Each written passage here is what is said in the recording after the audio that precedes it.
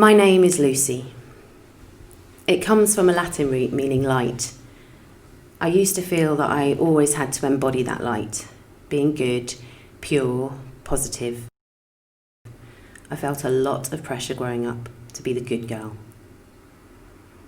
The kind one, the selfless one, the willing one, the helpful one, and to be quiet and obedient and complicit. People pleasing, that was my thing. The older I got, the more I resented that good girl expectation. I was always no trouble, really.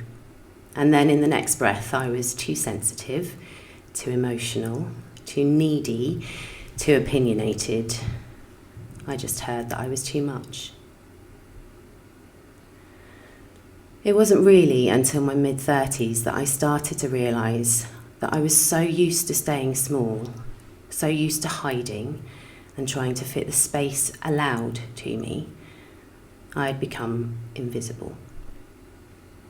I remember vividly standing with a group of mothers, people I thought of as friends, in the playground waiting for our children at the end of the school day. We were all chatting, and then there was a subtle shift of bodies that excluded me from the circle, almost imperceptibly, as they began to arrange meeting up for a social gathering without our children. I was not invited. It was not explicit, but it was implicit. No one looked at me or mentioned my name. I wasn't asked if I could make that day or that time, or whether the venue was okay with me. In my head, I was screaming. I'm right here. I'm standing right here next to you. Why can't you see me? I walked home choking back tears because I did not want to look like the broken mother, the pathetic woman to strangers in the street. I got home, settled my kids, and hid in the loo to sob, alone and unseen. It broke something in me. Honestly, I cannot forget that moment. It hurts deeply, even now. It was a moment when the lack of acceptance hit me hard. I've done so much since then. Run my own business, ended a marriage, lived as a single mother, come out as queer, married a woman, returned to university, and through it all, I discovered much about who I really am. My light became a way to investigate what I kept hidden, a way to explore my shadows and let them come back into view. I carry that hurt with me even now. It puts a lump in my throat and tears threaten every time.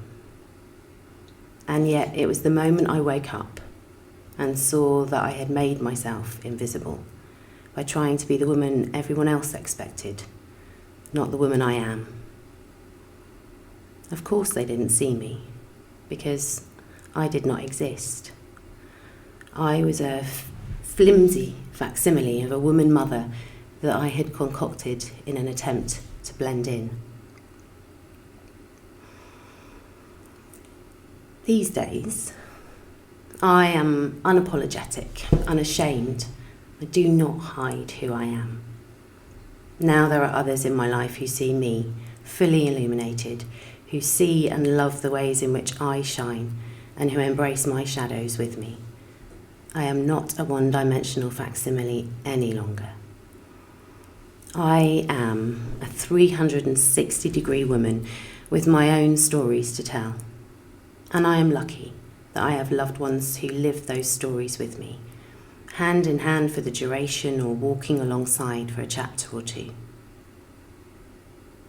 Lucid is from the same root as my name, and I like to think these days that lucidity is what defines me. Awareness, a desire to live and speak with clarity. And it also means shiny and bright. There is a brightness now to my life that I take care to maintain, and though shadows creep alongside some days, I never let them overwhelm the shine. Clouds may drift across my sky, but there is always sunlight, or moonlight, to show me who I am and where I am on my path.